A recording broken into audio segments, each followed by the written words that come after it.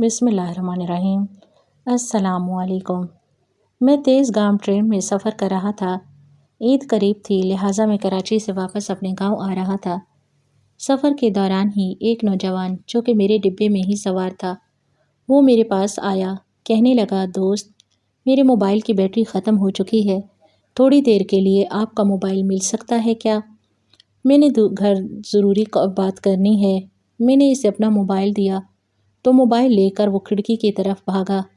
मुझे कुछ शक हुआ। मैं इसके पीछे भागना शुरू हुआ और कहा, भाई, मेरा मोबाइल वापस करते जाओ, कहाँ भागते जा रहे हो? लेकिन इसने मेरी किसी बात का जवाब न दिया और खिड़की से छलांग लगा दी। ये मंज़र मेरे लिए हैरान कुन था। अपनी ज़िंदगी की परवाह किए बगैर इसने ये रिस्क लिया और महज एक मोबाइल के लिए चलती ट्रेन से छलांग लगा ली। अब तो मैं चलती ट्रेन से छलांग नहीं लगा सकता था, लिहाजा खिड़की से ही इस शख्स को लानत भेज रहा था। मेरे मुंह में जो गालियाँ आईं, मैंने बकना शुरू की। मैंने इसे बहुत बुरा भला कहा, मगर इसने एक बार भी मुड़कर मेरी तरफ न देखा। मुझे इस बात का बहुत अफसोस हुआ। ये नया मोबाइल था, पिछले महीने ही मैंने 90,000 का ये मोबाइल लिया था और मैं काफ़ी कुछ इसमें था। लेकिन अफसोस कि मुझे ये खुशी रास ना आई। लेकिन यहाँ पर मुझसे गलती हुई। मोबाइल छिन जाने के गम में मैं अपने घर वालों को इतला देना भूल गया। दिल में यही था कि घर जाकर ही सबको अपने हालात के बारे में बताऊंगा, लेकिन मेरी इस कोताही से मोबाइल छीनने वाले चोर ने फ़ायदा उठाया। हालांकि ये मेरा महंगा मोबाइल छीन कर भागा था, लेकिन इसका पेट अब भी नहीं भरा था। इसने मेरे मोबाइल से ही मेरे घर फ़ोन किया, मेरे वालिद को फ़ोन किया और झूठ बोला कि जिस ट्रेन पे आपका बेटा सवार था, इसके साथ हादसा पेश आया और आपका बेटा शदीद ज़ख्मी है। मैं इसे अस्पताल लेकर जा रहा हूँ, लेकिन सर पर काफ़ी चोटें आई हैं। डॉक्टर आपके बेटे का ऑपरेशन बता रहे हैं, लेकिन चूँकि मैं खुद मुसाफिर हूँ, मेरे पास इतने पैसे नहीं। लिहाजा अगर आप अपने बेटे की ज़िंदगी चाहते हैं तो फ़ौरन मुझे 50,000 रुपया बज़रिया इसी पैसा भेजें, ताकि बर वक्त आपके बेटे का ऑपरेशन हो सके और इसकी जान बचाई जा सके। ये सुनकर मेरा वालिद बहुत परेशान हुआ। इसके पैरों तले से ज़मीन निकल गई। मेरी माँ मेरे बाप से पूछ रही थी कि क्या हुआ है, क्यों परेशान है, लेकिन वो नहीं बता रहा था। इसे कुछ समझ नहीं आ रहा था कि ये घर के बाकी अफराद को मेरे इस हादसे के बारे में कैसे बताए। फिर हिम्मत करके मेरे अब्बा ने माँ को बताया कि यकूब के साथ हादसा पेश आया है। ये सुनकर मेरी माँ, मेरे बहन भाई रो रहे थे। घर में कोहराम मच चुका था। सारे मोहल्लेदार हमारे घर में जमा होने लगे। मेरे माँ बाप को तसल्ली देने लगे और सब्र की तलकीन कर रहे थे, लेकिन मेरा बाप कहाँ सब्र करने वाला था। मुझसे इतनी मोहब्बत थी कि इसने फ़ोन पर इस चोट से कहा, भाई, मैं आपको अपने पैसे भेजता हूँ, लेकिन आप मुझे अपना एड्रेस तो बताएं। मेरा बेटा याकूब किस अस्पताल में दाखिल है, मैं अपने बेटे के पास आना चाहता हूँ। मोबाइल छीनने वाले चोर ने अब्बा को सखर के एक अस्पताल का एड्रेस बताया, लेकिन वो बार बार इस बात पर दबाव दे रहा था कि जल्दी से मुझे पैसे भेजें। बग़ैर फ़ीस के आपके बच्चे का ऑपरेशन नहीं हो सकता। आपके बेटे के लिए बड़ा ही क्रिटिकल मामला है। अब्बा ने जल्दी से इसे पैसे भेजे, फिर मुल्तान से सखर की तरफ रवाना हुए। मेरी ये गलती की वजह से अब्बा कितनी मुश्किल का शिकार हुए, इस बात का अंदाज़ा मुझे बाद में हुआ, लेकिन इस वक्त परेशानी के आलम में मैंने घर फ़ोन ना किया, जिसकी वजह से इसी तरह के मसाइल का सामना हुआ। ट्रेन में बैठे बाकी मुसाफिर मुझे तसल्ली दे रहे थे। वो आपस में यही गुफ्तगू कर रहे थे कि आजकल के ज़माने में किसी से भलाई करना उल्टा गले पड़ जाता है। वो एक दूसरे से वादा कर रहे थे कि आइंदा हम किसी को अपना मोबाइल नहीं देंगे, चाहे जितनी भी ज़रूरी कॉल हो, किसी की बैटरी डेड हो या ना हो, हमें इस बात से कोई फ़र्क नहीं पड़ना चाहिए, लेकिन इस आदमी से सबक सीखना चाहिए। दौरान सफ़र किसी को अपना मोबाइल देना इतनी बड़ी हिमाकत है और हम ये हिमाकत बिल्कुल नहीं करेंगे। मैं भी दिल में यही सोच रहा था कि आइंदा मैं भी किसी को अपना मोबाइल नहीं दूंगा, लेकिन इस गुफ्तगू में किसी मुसाफिर ने मुझे ये मशवरा ना दिया कि जल्दी से अपने घर फ़ोन करो, अपने घर वालों को बताओ मोबाइल छीनने के बारे में। मोबाइल छीनने वाला आपके घर फ़ोन करके आपकी फ़ैमिली को मिसगाइड कर सकता है। काश कोई मुझे इस बात का मशवरा देता तो मैं इतने बड़े नुकसान से बच जाता। अब्बा मेरी खातिर मुल्तान से इतना लंबा सफ़र तय कर रहे थे। जिस बस में अब्बा मौजूद थे, वहाँ एक मुसाफिर था। अब्बा को परेशान देखा तो पूछा, बुज़ुर्गों, आप काफ़ी परेशान लग रहे हैं, खैरियत तो है? अब्बा ने इस मुसाफिर को सारी हकीकत बताई कि मेरा बेटा कराची से वापस आ रहा था, इसके साथ हादसा पेश आया, वो सखर के फ़लाँ अस्पताल में मौजूद है। मुसाफिर ने जब ये सुना तो काफ़ी परेशान हुआ। इसने भी अब्बा को तसल्ली दी कि परेशान होने की ज़रूरत नहीं, सब ठीक हो जाएगा। इसे फ़ोन कर रहे थे, जिस पर वो यही कह रहा था کہ آپ کے بیٹے کا آپریشن جاری ہے، فکر مند نہ ہو، فیس بھی ادا ہو چکی ہے جو آپ نے مجھے بھیجی تھی۔ بس آپ دوران سفر اپنے بیٹے کے لیے دعا کریں، آپ کا بیٹا ہوش میں آ جائے، اس کی زندگی بچ جائے، وہ دوبارہ اپنے پیروں پر کھڑا ہو سکے۔ سکھر پہنچنے پر آدھا گھنٹہ ابھی باقی تھا۔ اس شخص نے کال کی اور ابا کو مبارکباد پیش کی۔ آپ کے بیٹے کو ہوش آ گیا ہے، اس کا کامیابی سے آپریشن ہوا۔ یہ سن کر ابا نے سکھ کا سانس لیا۔ اس شخص کو دعائیں دے رہا تھا جس نے بروقت یعقوب کو ہسپتال لے گیا اور اس کی مدد کی۔ ابا سکھر پہنچے، جلدی سے ایک ٹیکسی کرائے پر لی اور بتائے گئے ایڈریس پر اس ہسپتال جا پہنچے۔ اب ہسپتال پہنچے تو میرے نمبر پر دوبارہ کال کی اور اس شخص سے کہا، بیٹا میں ہسپتال پہنچ گیا ہوں، فلاں جگہ کھڑا ہوں، تم کہاں ہو، میرے سامنے آؤ۔ جس پر اس شخص نے کہا، انکل میں معذرت کرتا ہوں، آپ کو بتانا بھول گیا تھا، لیکن آپ کے بیٹے کو ہسپتال سے ڈسچارج کر دیا گیا ہے، میں اسے لے کر آپ کے گاؤں چلا گیا۔ یہاں آپ کا بیٹا ہمارا مہمان ہے، ہم اس کا خیال رکھ رہے ہیں۔ آپ نے ایسے ہی تکلیف کی، میں خود آپ کے بیٹے کو ملتان جانے والی ٹرین میں بٹھا دیتا، لیکن آپ کو ہی یہاں آنے کی جلدی تھی، خیر جو ہو گیا سو ہو گیا۔ ابا اسے کہنے لگے، بیٹا آپ نے جلدی کی ہوش، کاش تھوڑی دیر ہسپتال رک جاتے، میں اپنے بیٹے کو اپنے ساتھ لے کر گھر واپس چلا جاتا، لیکن اگر آپ اپنے گاؤں لے گئے ہیں تو مجھے اپنے گاؤں کا ایڈریس بتائیں تاکہ میں وہاں اپنے بیٹے کو دیکھ سکوں، میری آنکھیں تو ترس گئی ہیں اسے دیکھتے ہوئے۔ جب سے اس حادثے کے بارے میں پتہ چلا میری پریشانی بڑھ چکی ہے، میں پہلے سے ہی بیمار ہوں، جب تک اپنے بیٹے کو نہیں دیکھوں گا چین سے نہیں بیٹھ سکتا۔ اس شخص نے ابا کو ایک گاؤں کا ایڈریس بتایا جو کہ سکھر سے کافی دور مغرب کی جانب تھا۔ یہ سوچ تو ابا کے دل میں بھی نہ آئی کہ یہ کیسا شخص ہے جو میرے بیٹے کو اپنے ساتھ لیے پھرتا ہے۔ پہلے حادثہ ہوا تو اسے اسپتال لے گیا، چلو اس نے مدد کی، لیکن اتنی جلدی میرا بیٹا کیسے ٹھیک ہو گیا اور وہ اسے اپنے ساتھ گھر لے کر کیوں جا رہا ہے؟ اب اس کے گاؤں کی طرف روانہ ہوا جبکہ میں گھر کے دروازے پر موجود تھا۔ میں نے اپنے گھر کے دروازے پر دستک دی، میری چھوٹی بہن نے دروازہ کھولا تو دیکھتے ہی اس کے منہ سے چیخ نکلی، پھر اس نے چیختے ہوئے ماں سے کہا، ماں یعقوب بھائی آ چکے ہیں۔ اس سے پہلے بھی جیسے ہی میں گاؤں میں داخل ہوا تھا تو مولوی صاحب بھی مجھے دیکھ کر حیران ہوئے تھے، مجھ سے پوچھ رہے تھے، تمہارے ساتھ تو حادثہ پیش آیا تھا، تمہاری کیسی طبیعت ہے اب، اور تمہارے والد کہاں ہیں جو آپ کے پیچھے گئے تھے؟ میں نے مولوی صاحب سے کہا، مولوی صاحب کون سا حادثہ؟ مولوی صاحب مجھ سے کہنے لگے، تو تم ہسپتال میں تھے، ابا تمہارے پیچھے سکھر روانہ ہو چکے ہیں، ہم بھی تمہاری صحتیابی کے لیے مسجد میں دعا بھی کروا چکے ہیں۔ یہ سن کر تو میری پریشانی میں اضافہ ہوا۔ گھر جب میری بہن نے مجھے دیکھا تو اس کی آنکھوں میں بھی حیرانگی تھی۔ میں بتا نہیں سکتا تھا میری بہن کتنی پریشان تھی۔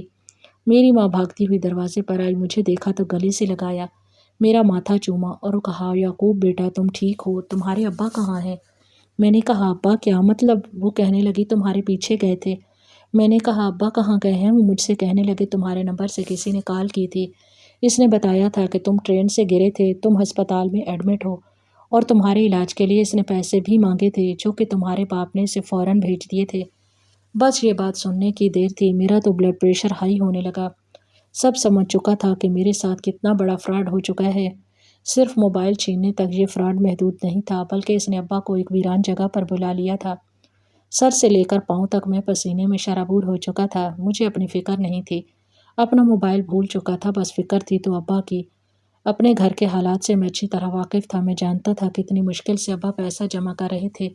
انہی مشکلات کی وجہ سے تو میں کراچی کمانے آیا تھا، ایک فیکٹری میں ملازمت کر رہا تھا، چھوٹی بہن کی شادی کرنی تھی اس لیے پیسے جمع کر رہا تھا۔ ریٹائرمنٹ کے بعد ابا کی ایک چھوٹی سی دکان تھی اور 50,000 روپے 2 مہینے کا پرافٹ تھا جو اس نے ابا سے لیے تھے۔ کتنا بے حس تھا وہ شخص جسے ذرا برابر ہمارے گھر کے بارے میں کچھ معلوم نہیں تھا۔ وہ نہیں جانتا تھا کہ ان حالات میں میرے باپ نے پیسے بھیجے، لیکن اب بھی وہ میرے بوڑھے باپ کو دھوکے پہ دھوکہ دیے جا رہا تھا۔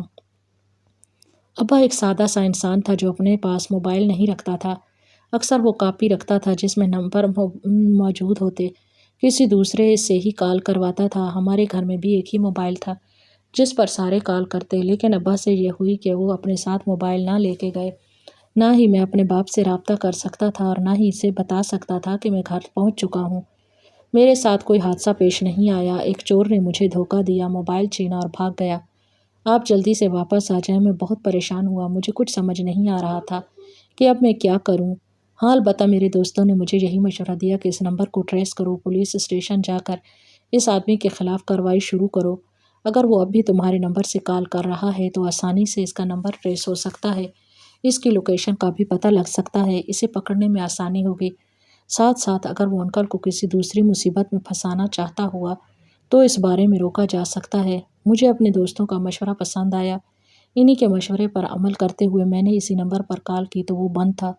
وہ آدمی بہت چالاک تھا۔ ابا کو ایک مخصوص جگہ پر بلا کر اس سے ایڈریس بتانے کے بعد اس نے وہ نمبر بند کر دیا تھا۔ شاید وہ سم نکال کر ہی ضائع پھینک دی تاکہ کوئی ٹریس نہ کر سکے۔ جس جگہ انہوں نے ابا کو بلایا تھا وہاں ابا پہنچے تو ایک آدمی کھڑا تھا، پہلے سے ہی ابا کا انتظار کر رہا تھا۔ ابا سے اس کا نام پوچھا۔ ابا نے بتایا کہ میرا نام صدیق ہے۔ اس نے کہا پریشانی کی بات نہیں، آپ کا بیٹا ہمارے پاس ہے، ہمارا مہمان ہے، آپ ہمارے ساتھ چلیں۔ وہ موٹر سائیکل پر 2 لوگ سوار ہوئے، ابا کو اپنے ساتھ سوار کیا اور ایک ویران علاقے کی طرف جانا شروع کیا۔ ابا ان سے پوچھ رہے تھے کہ بیٹا آپ کہاں جا رہے ہیں؟ جس علاقے کے بارے میں آپ لوگوں نے مجھے بتایا تھا وہ تو پیچھے رہ گیا، لیکن وہ یہی کہہ رہے تھے انکل جی آپ اس علاقے میں نئے ہیں، آپ کچھ نہیں جانتے، لہٰذا خاموش رہیں۔ ان کے اس مشکوک رویے سے ابا کو کچھ نہ کچھ شک ہونا شروع ہوا۔ وہ سمجھ رہے تھے کہ میرا بیٹا بھی انہی کے چنگل میں پھنس چکا ہے، مجھے بھی یہ اغوا کر کے وہیں لے جا رہے ہیں، لیکن ابا نہیں جانتے تھے کہ میں تو اپنے گھر میں ہی موجود ہوں، میں ان کے قبضے میں بالکل بھی نہیں تھا۔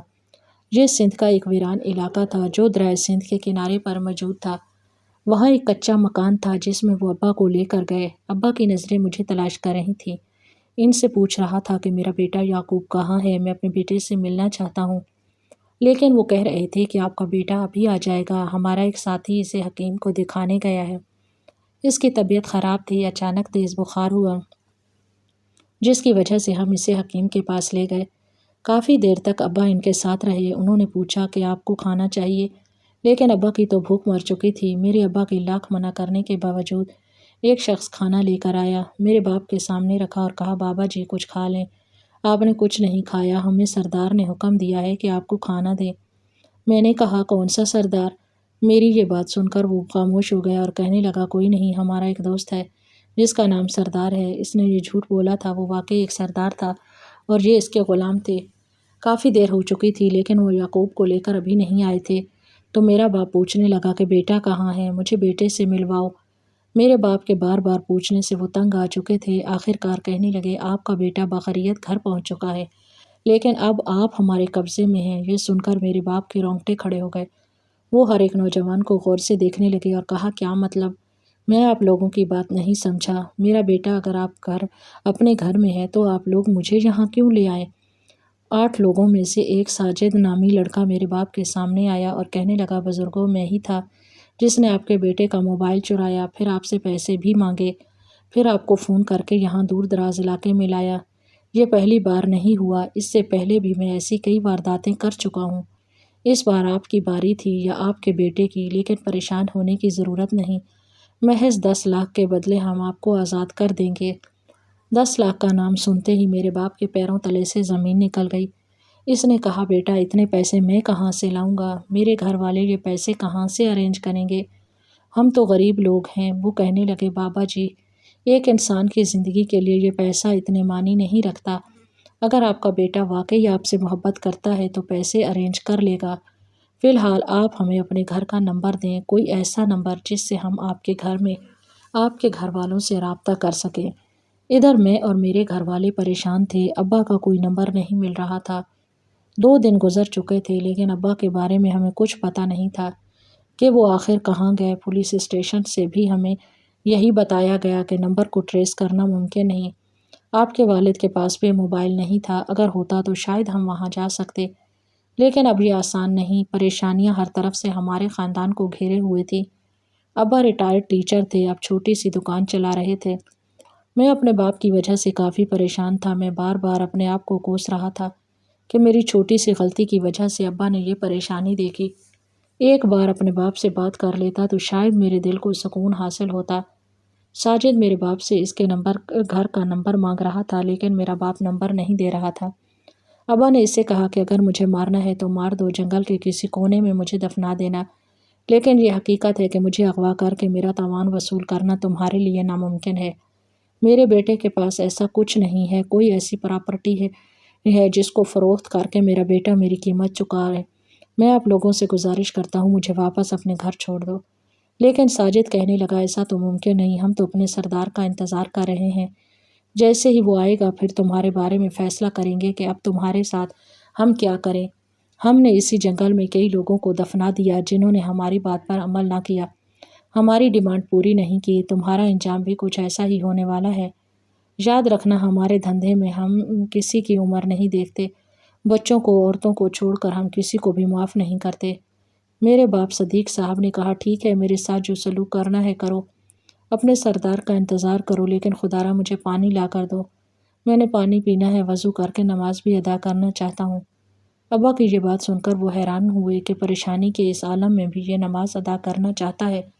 خیر انہوں نے میرے باپ کو پانی دیا، ابا نے کچھ پانی پیا، پھر باقی پانی سے وضو کیا، پھر ایک چٹائی پر نماز ادا کی۔ شام ہونے والی تھی، دور سے ایک کشتی دکھائی دی جس پر کچھ لوگ آپس میں خسر پھسر کرنے لگے، کہنے لگے لگتا ہے سردار آ رہا ہے۔ ان کا مالک واپس آ رہا تھا اور مالک کے آنے کے بعد ہی وہ اس بارے میں فیصلہ کر سکتے تھے کہ ابا کے ساتھ کیا کیا جائے۔ ان کا سردار کمرے میں داخل ہوا جبکہ میرا باپ دوسرے کمرے میں نماز ادا کر رہا تھا۔ ساجد اس سے کہنے لگا سردار بوڑھا نہیں مان رہا، کہہ رہا ہے میں غریب ہوں، میرا بیٹا یہ قیمت ادا نہیں کر سکتا۔ ان کا سردار اپنے آدمیوں سے کہنے لگا عجیب بات ہے، اس کا بیٹا تو اتنا مہنگا فون استعمال کرتا ہے، پھر بیٹے کے علاج پر بھی اس نے جلدی سے پیسے بھیجے، ہمیں تو یہی لگا یہ پیسے والا آدمی ہے، اپنی ڈیمانڈ کچھ کم کر کے 10 کی بجائے 8 یا پھر 5 لاکھ لے کر ہم اسے چھوڑ سکتے ہیں۔ میرا باپ نماز ادا کر کے اس کمرے میں داخل ہوا، کہنے لگا سردار میرا ایک بیٹا اور 5 بیٹیاں ہیں، 5 میں سے 4 بیٹیوں کی شادی میں نے اپنی پنشن سے کی، ریٹائر ہونے کے بعد چھوٹی سی دکان کی بنیاد رکھی۔ سردار نے جلدی سے پلٹ کر دیکھا، میرے باپ کی آواز پر غور کر رہا تھا، اپنے ٹخنوں کے بال نیچے بیٹھ گیا، کہنے لگا ماسٹر جی آپ بے وقوف لوگ، یہ کس کو اٹھا لے آئے، یہ تو میرا استاد ہے۔ اس کی بات سن کر حیران تھے وہ وہیں بیٹھے رہ گئے، ایک دوسرے کا منہ دیکھنے لگے، کہنے لگے سردار ہمیں نہیں معلوم تھا، ورنہ ہم ایسے کیسے کر سکتے تھے۔ ابھی تک اسے پہچاننے کی ابا کوشش کر رہے تھے، اسے کہہ رہے تھے تم کون ہو، ذرا اپنے چہرے سے یہ نقاب ہٹاؤ، لیکن اس کے سردار نے کہا استاد جی اگر میں نے چہرے سے کپڑا ہٹایا، آپ نے مجھے پہچان لیا تو میں تو جیتے جی مر جاؤں گا، میں آپ کو آپ کے گھر چھوڑ کر آتا ہوں، اپنے آدمیوں کی طرف سے میں معافی چاہتا ہوں۔ اختر نے اس سے کہا نہیں، اگر تو نے مجھے استاد کہا ہے پھر میں تجھے دیکھنا چاہوں گا، ایسے تو میں یہاں سے بالکل نہیں جاؤں گا۔ اب سردار کے ہوتے ہوئے کسی میں یہ ہمت نہ ہو رہی تھی کہ ابا پر سخت بات کرے اور اس سے کہے کہ ہمارے ساتھ چلو۔ وہ چپ چاپ کھڑے رہے، لیکن ان کا سردار ابھی بھی خاموش تھا۔ ابا اپنی ضد پر اڑے تھے، اس نے چہرے سے نقاب ہٹایا، جھکی ہوئی نظریں اور بس اتنا کہا استاد جی مجھے معاف کر دینا، شاید آپ کے تمام طالب علموں میں سے میں ہی وہ بدبخت ہوں جو اس راستے پر چلا۔ ابا نے اس سے کہا شکیل، تم نے اس کے کانپتے ہوئے آواز میں کہا جی استاد جی میں شکیل، جس کو آپ پر فخر تھا اور آپ جس کو کہتے تھے کہ ایک نہ ایک دن تو بڑا آدمی بنے گا، لیکن میں نے تو اپنا نام مٹی میں ملایا، نہ صرف آپ کا بلکہ اپنے خاندان کا نام بھی میں نے ڈبویا۔ ابا نے اس سے پوچھا یہ کیسے ہوا، میں تو صرف یہی جانتا تھا کہ تمہارا خاندان سندھ کا ہے، تمہارا باپ یہاں کسی زمیندار کا ملازم تھا، بعد پہ تمہارا باپ ساری فیملی یہاں لے کر آیا تھا، پھر ایک دن آیا جب میں نے لڑکوں سے پوچھا کہ شکیل کیوں نہیں آ رہا تو انہوں نے مجھے بتایا کہ شکیل کا باپ واپس سندھ چلا گیا، تم کہاں تھے اور سب بتاؤ یہ سب کیسے ہوا، ایسے کیسی نوبت آئی کہ تم قلم چھین کر تمہارے ہاتھ میں ہتھیار ہیں۔ شکیل نے استاد کو اپنے سامنے چارپائی پر بٹھایا اور خود اس کے جوتوں میں بیٹھ گیا، کہنے لگا استاد جی میرا باپ مجبوری کی حالت میں پنجاب آیا تھا، ہم اپنا علاقہ چھوڑنا بڑا مجبور تھے، ہماری زمینیں تھوڑی تھی، اپنا رقبہ خود کاشت کرتے تھے، پر پھر وڈیرے نے ناجائز ہماری زمینوں پر قبضہ کیا، کیونکہ ہماری زمین اس کی زمین کے ساتھ تھی اور ہمارا یہ چھوٹا سا زمین کا ٹکڑا وہ اپنے رقبے میں شامل کرنا چاہتا تھا۔ میرے باپ کو اس نے اپنے اڈے پر بلایا اور اس سے کہا کہ یہ 2 ایکڑ مجھے فروخت کرو۔ ابا نے ہاتھ جوڑ کر کہا سائیں مجھے تو صرف کاشتکاری ہی آتی ہے، اس کے علاوہ تو مجھے کوئی کام نہیں آتا، اگر آپ نے یہ زمین مجھ سے لے لی تو میں کیا کروں گا، پیسے تو ایک نہ ایک دن ختم ہو جائیں گے، پھر مجھے بھیک مانگنی پڑے گی۔ پھر کہنے لگا ٹھیک ہے، ان 2 ایکڑ کے بدلے میں تمہیں 2 ایکڑ دوں گا، لیکن وہ ہمارے گاؤں سے کافی دور ایک ویران جگہ پر یہ زمین دینا چاہتا تھا جہاں انسانوں کی کوئی آبادی نہیں تھی۔ ابا نے اس کے سامنے دوبارہ ہاتھ جوڑے، وڈیرے کا ایک منشی تھا جس نے آدھی رات کو ہمارے گھر پر دستک دی اور کہا اس گاؤں میں ابھی تک کوئی ایسا نہیں تھا جس نے وڈیرے کے سامنے کوئی بات کی ہو، اس کی کسی بات پر اعتراض کیا ہو، اس کا حکم نہ مانا ہو، لیکن قمر عباس تو واحد شخص ہے جس نے اپنی زمین فروخت نہ کر کے بہت بڑا رسک لیا، تمہاری جان کو خطرہ ہے، تمہارا گھر وہ جلانا چاہتے ہیں، تم سب کو خاندان سمیت گھر کے اندر ہی زندہ جلانا چاہتے ہیں، پھر بعد میں اس کو وہ ایک حادثے کا نام دینا چاہتے ہیں۔ پولیس بھی ان کی جیب میں ہے، میں ہاتھ جوڑتا ہوں، بڑی مشکل سے رازداری سے میں تمہارے گھر آیا ہوں، میں تمہارا خیر خواہ ہوں اور میں یہ چاہتا ہوں کہ تم یہ گاؤں چھوڑ کر چلے جاؤ۔ ابا یہ سن کر حیران ہوا اور کہنے لگا ایسے کیسے ہو سکتا ہے؟ وہ دوبارہ ہاتھ جوڑنے لگا، وہ یہی کہہ رہا تھا کہ وہ تمہیں مار دے گا، زندہ جلا دے گا، ہمارا ایک رشتہ دار بھی ہے، میں وہاں تمہیں پہنچا دوں گا۔ پھر اس نے ہمیں سکھر پہنچایا۔ ابا یہ بات سن کر خوفزدہ ہوا، اور وہ اپنی اولاد سے محبت کرتا تھا، اس لیے آدھی رات کو ہی اپنا گھر چھوڑ گیا۔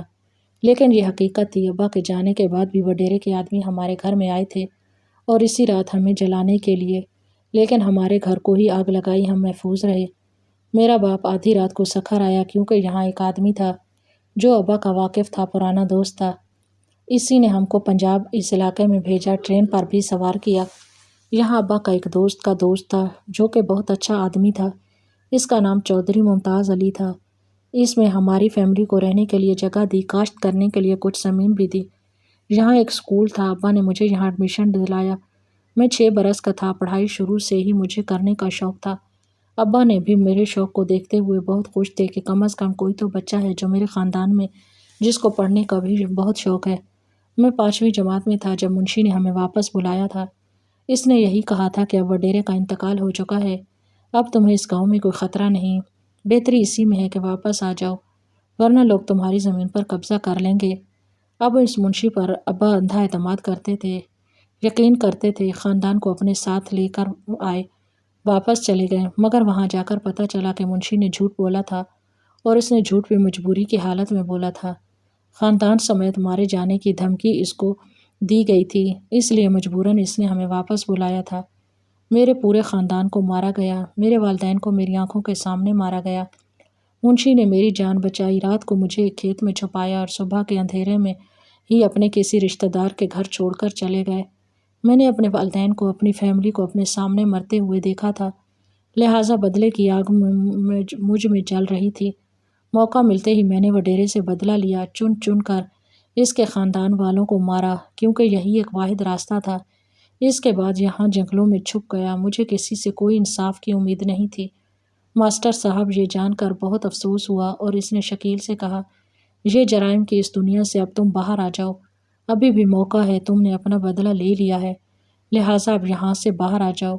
لیکن وہ یہی کہنے لگا، استاد جی مجھے معاف کر دینا، میرے لیے واپسی ممکن نہیں ہے، جس مقام پر ہوں اس کی وجہ یہ وڈیرا ہے جو انسان کو انسان نہیں سمجھتے، صدیوں سے ہمیں بھیڑ بکریوں کی طرح سمجھتے آ رہے ہیں۔ شکیل نے اپنے ساتھیوں کے ہمراہ ابا کو واپس گھر چھوڑا۔ راستے میں بار بار وہ ابا سے معافی مانگ رہا تھا، رو رہا تھا، یہی کہہ رہا تھا، ماسٹر صاحب کاش آپ کے ساتھ آپ کا میرے ساتھ سامنا نہ ہوتا، کاش آپ کا دل نہ دکھتا میری وجہ سے۔ اس نے میرا موبائل بھی مجھے واپس کر دیا اور وہ 50,000 روپے جو اس نے ابا سے لیے تھے وہ بھی واپس کیے، کرایہ بھی دیا۔ 2 سال بعد شکیل کو پولیس مقابلے میں مارا گیا۔ آج بھی ابا شکیل کو یاد کرتے ہیں تو اس کی آنکھوں سے آنسو جاری ہو جاتے ہیں۔